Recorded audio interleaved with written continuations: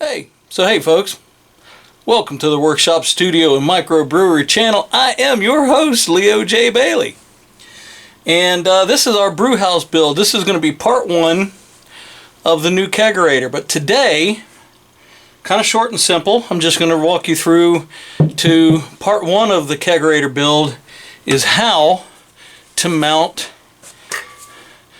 my CO2 tank and regulator set to the side. I know a lot of people do their stuff inside the Kegerator. I know that cold affects the CO2. It'll drop that pressure. I'm so used to having my stuff outside, and I'd rather have the room inside of there. So I'm going to mount this, drill a couple holes through the side, and I'll walk you through what I'm doing. First thing, I've already measured. I'm going to mount my bracket like so. Run bolts. I didn't want to screw it because this thing's got some weight to it, so I'm afraid it'll come stripping out. So I'm going to run bolts all the way through, and then this will mount with a single band strap that'll hold this in place. Then I'll drill my holes for my CO2 lines, connect everything up, and then we'll go from there. Ready? Let's get this going. See ya.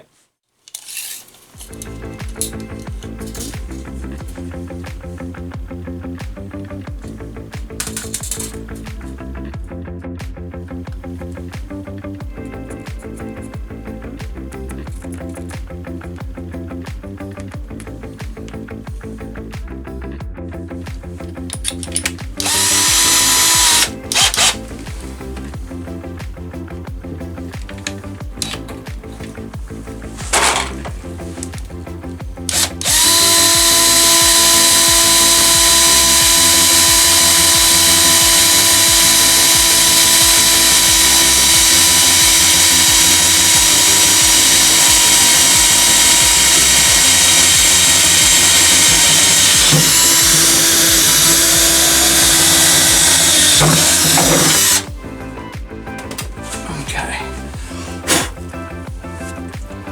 Let's see.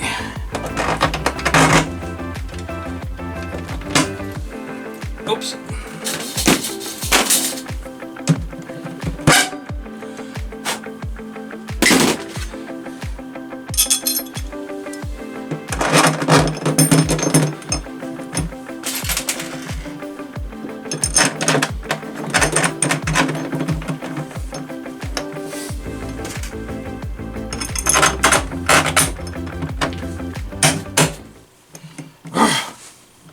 Alright, we got our bolts in. I'm going to bolt them from the back side.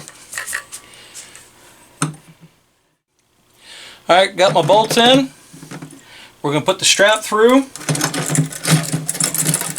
like so.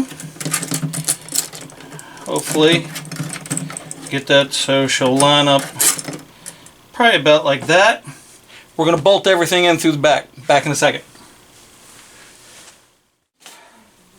Alright, so we're tight.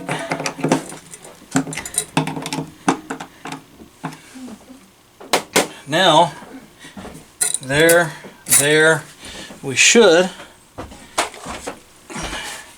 be able to mount this like so.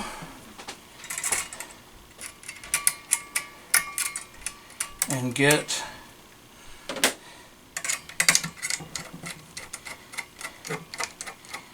I should have put the drill bit on this to go a lot faster, but you get the gist of what's happening.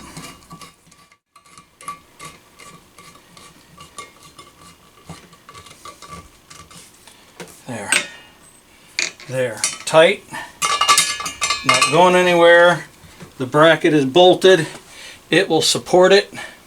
Next, I gotta run my lines down through, and then we'll do all those connections next.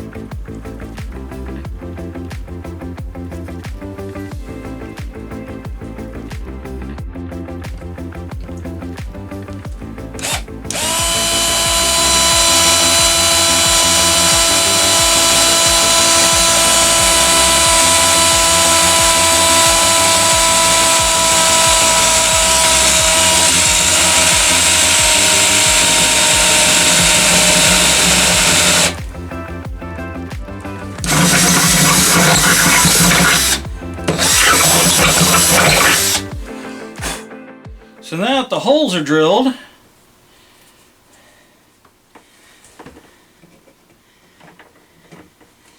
uh-oh.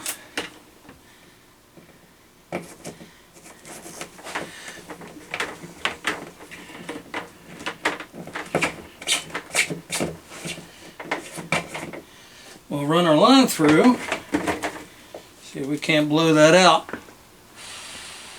Pwah!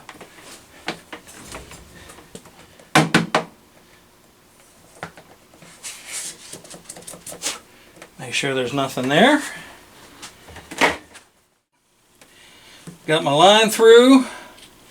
Get my Oetiker on. Get that up there. Get my Oetiker pliers. And voila. There's line number 1. And I'll do the second one. Run enough line for, I'm going to have 2 kegs in here at any given time, so I will have plenty of line on the inside, and then we'll do those connections last, and that'll be enough for today. Alright, we have our second line run. Let's cut this tip off to make it clean. Get our Oetiker on. Push through a little bit there. Get that there. Get this one in. Clamped. Done. Clean that up a little bit. So there's that. Okay. Next step, we're going to turn around and put my connections on. Alright, so here you go. Hi there. There's our connections. I'm going to have 2 kegs in here.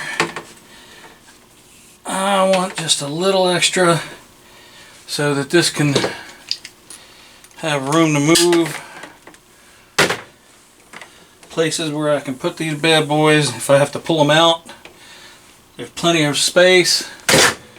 I have either 2 5-gallon or 2 3-gallon,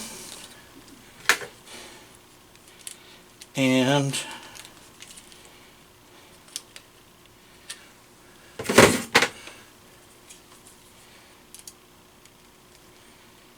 there we go. We just need to clean up, and that is the end of part 1. Even my bolts don't stick out too far on the inside there, so nothing's going to get in the way. I just got to vacuum this up. I have my lines. My kegs are ready to go at any given time. That's done. Nice tight holes so that I don't have any air, moisture coming in causing me issues with that. That is, I mean, as tight tolerance as I could get it to get everything through. I got plenty of room. I've even got a back shelf for some extra beers back there if that were to be the case. And part 2 is going to be adding a tower. That's going to be a lot more involved and complicated because I'm going to be putting a partial antique system in. When I say antique, I just simply mean that just some of the parts are really old that were given to me by a buddy of mine years ago, and I have some new parts for replacements, O-rings, seals, all that stuff, and my liquid lines will come down here, and there we go. Part 1. Cheers, people. Have a wonderful damn day.